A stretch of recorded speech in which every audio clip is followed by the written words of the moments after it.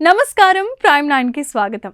చూడటానికి చిన్న మొక్కే, కానీ దాని వేర్లకు మార్కెట్లో భారీ డిమాండ్. బంగారు వర్ణంలో కనిపించే ఈ వేర్ల ధర కిలోకు ₹1000 పలుకుతుందని చెబుతారు.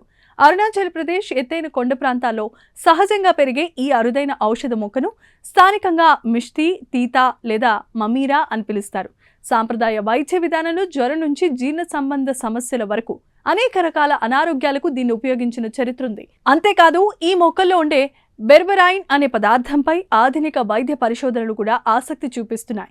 అసలు ఈ మిష్మి తీతా ఏంటి, ఎక్కడ పెరుగుతుంది, దీని వేర్లకు ఎందుకంత డిమాండ్, నిజంగానే ఇది అంత విలువైన ఔషధ మొక్క, దీని పేరుతో ప్రచారంలో ఉన్న ఆరోగ్య ప్రయోజనాలకు శాస్త్రీయ ఆధారాలు ఎంతవరకు ఉన్నాయి, ఈ వీడియోలో ఇప్పుడు మనం వివరంగా తెలుసుకుందాం.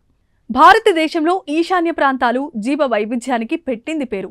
ముఖ్యంగా అరుణాచల్ ప్రదేశ్ అడవుల్లో ఎన్నో అరుదైన ఔషధ మొక్కలు కనిపిస్తాయి. వాటిలో ప్రత్యేక గుర్తింపు పొందిన మొక్కల్లో మిష్మి తీతా ఒకటి.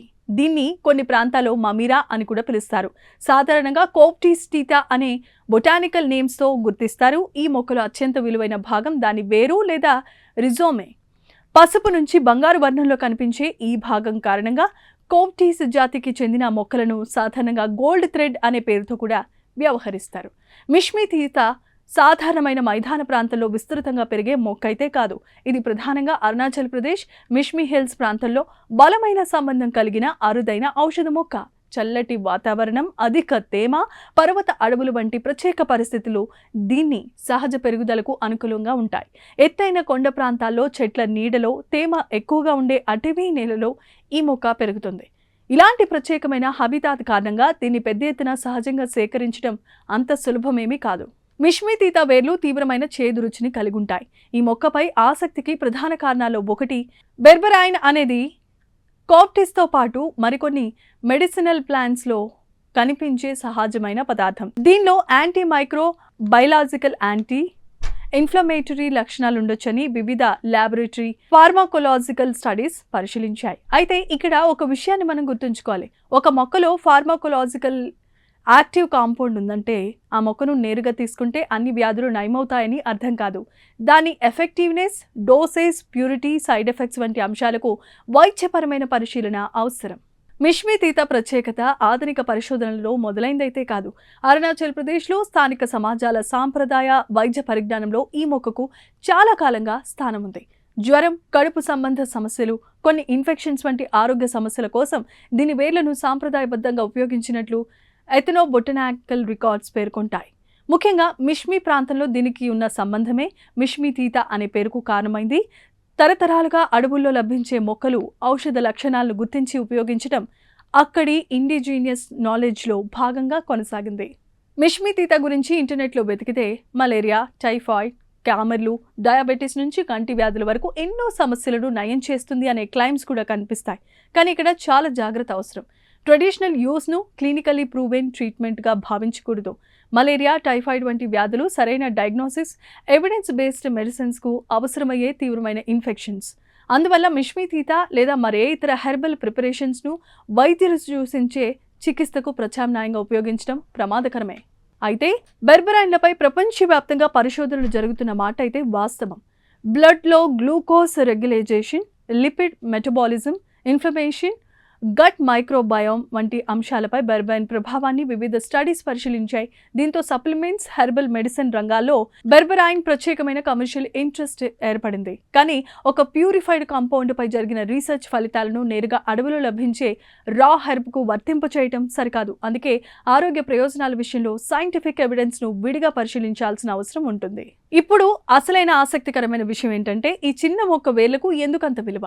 మొదటి కారణం అరుదైన లభ్యత, రెండవది దీని మెడిసినల్ డిమాండ్, మూడవది సహజంగా పెరిగేందుకు అవసరమైన ప్రత్యేకమైన పర్వత వాతావరణం, నాలుగోది ఔషధంగా ఉపయోగించే రెజోమేను సేకరించేటప్పుడు మొక్క మనుగడ దెబ్బతినే అవకాశం ఉండటం.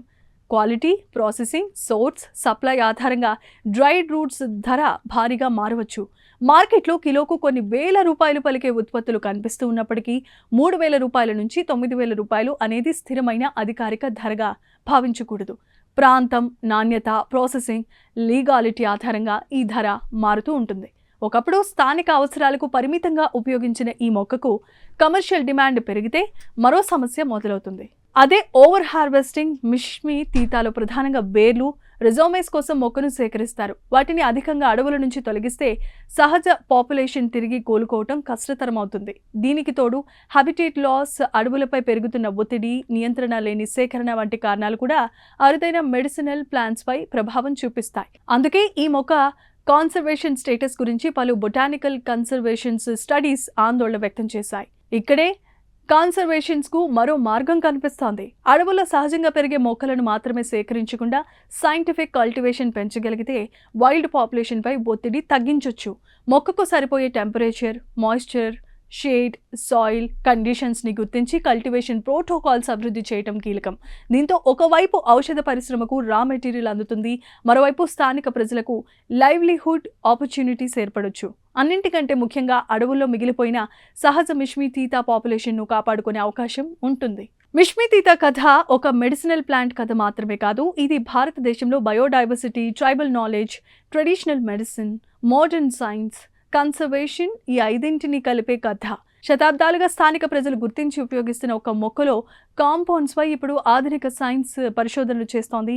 కానీ కమర్షియల్ వాల్యూ పెరిగిందనే కారణంతో ప్రకృతిలో ఉన్న మొక్కలన్నింటినీ విచక్షణ రహితంగా సేకరిస్తే భవిష్యత్తు తరాలకు ఈ బయోడైవర్సిటీ మిగలకపోవచ్చు. అందుకే మెడిసినల్ వాల్యూను తెలుసుకోవటం ఎంత ముఖ్యమో ఆ మొక్కను సంరక్షించడం కూడా అంతే ముఖ్యం. మొత్తానికి అరుణాచల్ ప్రదేశ్లో మిష్మి కొండల్లో ప్రత్యేకమైన అనుబంధం ఉన్న మిష్మి తీత భారతదేశంలో ఆసక్తికరమైన మెడిసినల్ ప్లాంట్స్లో ఒకటి. దాని బంగారు వర్ణపు వేర్లు, వాటిలో కనిపించే బెర్బెరైన్, సాంప్రదాయ వైద్యంలో దీని వినియోగం, పరిమిత సహజ లభ్యత ఇవన్నీ ఈ మొక్కకు ప్రత్యేకతను తీసుకొచ్చాయి. అయితే ట్రెడిషనల్ మెడిసిన్లో ఉపయోగించారనే కారణంతో దీన్ని ఏదైనా వ్యాధికి ప్రూవెన్ క్యూర్గా భావించడం మాత్రం సరికాదు. ముఖ్యంగా మలేరియా, టైఫాయిడ్, డయాబెటీస్ వంటి సమస్యలకు వైద్యుల సూచన మేరకే చికిత్స తీసుకోవాలి.